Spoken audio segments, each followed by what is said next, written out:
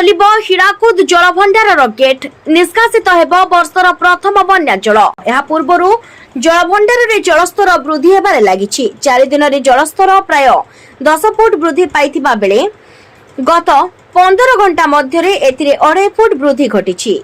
छत्तीसगढ़ उपर मुंडरे लगाण वर्षा फल जलभंडार रे जलस्तर वृद्धि पाउथुबा जना पड़िछि। शनिवार रात्रि प्राय 9 घटिका सुधा जलभंडार को सेकेंड प्रति 2,31,693 क्यूसेक जल प्रवाहित हेउथुबा बेले जलस्तर 611 फुट रे पहुंची।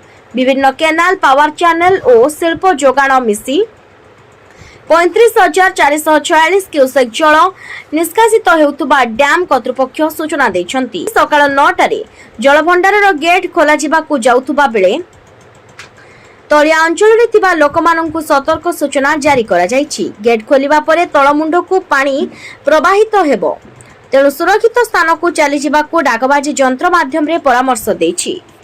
ब्यूरो रिपोर्ट जे न्यूज ओडिया।